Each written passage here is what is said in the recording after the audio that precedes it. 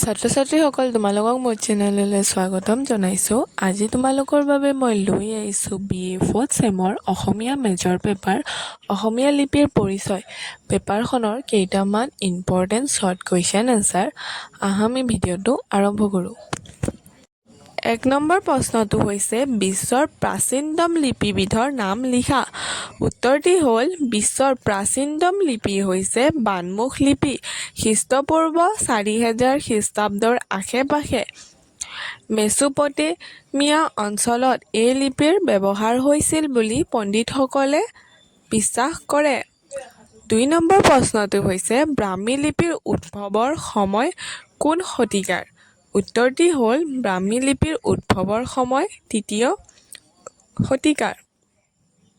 3 number প্ৰশ্নটো হৈছে কোন লিপিৰ স্বৰ মাত্ৰাবোৰ বেছি একাবেকা আৰু দীঘল। উত্তৰটি হৈছে কুটিল লিপিৰ স্বৰ মাত্ৰাবোৰ বেছি একাবেকা আৰু দীঘল। 4 নম্বৰ প্ৰশ্নটো হৈছে নামনি অসমত প্ৰচলিত মধ্যযুগীয় অসমীয়া লিপিটোৰ নাম কি। উত্তৰটি হ'ল নামনি অসমত প্ৰচলিত মধ্যযুগীয় অসমীয়া লিপিটোৰ নাম হ'ল অসমীয়া লিপি। 5 নম্বৰ কুৱেশ্যনটোৰ এনচাৰ তোমালোকে জানিলে কমেণ্টত লিখি দিব পাৰা। 6 নম্বৰ প্ৰশ্নটো হ'ল সমুদ্ৰপালৰ আমবাৰী শিলালিপি বৰ্তমান ক'ত সংৰক্ষিত হৈ আছে। উত্তৰটি হ'ল সমুদ্ৰপালৰ আমবাৰী শিলালিপিখন বৰ্তমান সময়ত অসমৰ ৰাজ্যিক সংগ্ৰহালয়ত সংৰক্ষিত হৈ আছে। 7 নম্বৰ প্ৰশ্নটো হ'ল পাৰ্শ্ব শাসনাৱলী গ্ৰন্থখনৰ লেখক কোন। উত্তৰটো হ'ল পাৰ্শ্ব শাসনাৱলী গ্ৰন্থখনৰ লেখক হ'ল ড মহেশ্বৰ নেওগ। 8 নম্বৰ প্ৰশ্নটো হৈছে ভাস্কৰ বৰ্মাৰ দুখন শাসনৰ নাম লিখা। উত্তৰটো হ'ল ভাস্কৰ বৰ্মাৰ দুখন শাসনৰ নাম হ'ল ডুবি তাম্ৰলিপি আৰু চিল নিধনপুৰৰ তাম্ৰশাসন। 9 নম্বৰ প্ৰশ্নটো হৈছে ভাৱমূলক লিপি কাক বোলে। উত্তৰটো হ'ল চিত্ৰলিপিৰ বিকশিত ৰূপেই ভাৱলিপি। চিত্ৰলিপিত যিটো প্ৰাণী বা বস্তুৰ ছবি অঁকা হয় সেই বস্তুটোহে ব্যক্ত হয়।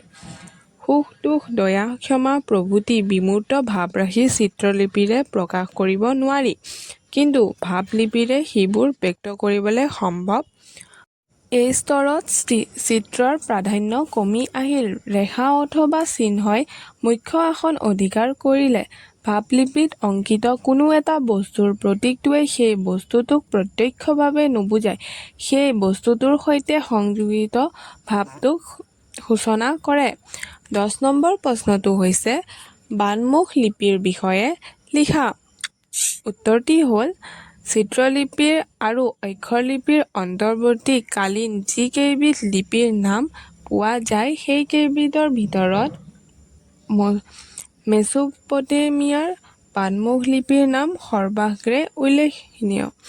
বৰ্তমান ইৰাকৰ টাইগ্ৰিছ আৰু ইউফ্ৰেটিছ এই 2 নদীৰ সংগমস্থলীত থকা সৰু দেশখনিৰ পুৰণি গ্ৰীচ দেশৰ অধিবাসীসকলে নাম দিছিল মেছোপটেমিয়া অৰ্থাৎ 2 নদীৰ মধ্যৱৰ্তী দেশ।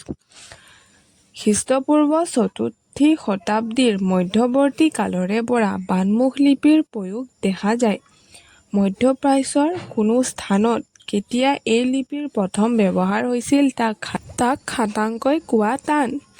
কোনো পণ্ডিতে বানমুখ লিপিৰ প্ৰথম ব্যৱহাৰৰ থলী মেছোপটেমিয়াৰ বুলি নিৰ্দেশ কৰিবলৈ বিচাৰে, যদিও সৰহসংখ্যক পুৰালিপিতাত্ত্বিকবিদৰ মতে সুমেৰেই এই লিপিৰ আদিম জননী।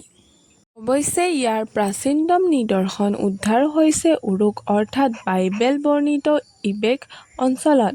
বানমুখ লিপি যে এক প্ৰকাৰৰ চিত্ৰ লিপিৰ পৰা বিকশিত তাত অকণো সন্দেহ নাই। উৰুকত প্ৰাপ্ত বানমুখ লিপিৰ প্ৰাচীনতম নিদৰ্শনে ইয়াৰ ইংগিত বহন কৰিছে। বানমুখ লিপি লিখাৰ বাবে বাওঁহাতেৰে কাৰুকাৰ্য কৰা এক বিশেষ পদ্ধতি ব্যৱহাৰ কৰা হৈছিল। বানমুখ লিপি লিখিবলৈ কাঠৰ টুকুৰা হাড় অথবা অন্য কোনো কঠিন পদাৰ্থৰ ব্যৱহাৰ কৰা হৈছিল। কঠিন পদাৰ্থৰে লিখাৰ বাবে এইবোৰে বান অথবা কাঁড়ৰ আকৃতি লৈছিল, সেয়েহে ইয়াক বানমুখ লিপি বুলি কোৱা হয়। 11 নম্বৰ প্ৰশ্নটো হৈছে হাতে লিখা পুথিৰ আখৰ আৰু শাৰীবোৰ সমান কৰিবৰে ব্যৱহাৰ হোৱা লিখন সামগ্ৰী দুবিধৰ নাম লিখা। উত্তৰটি হ'ল শলা আৰু পেঞ্চিল। ধন্যবাদ।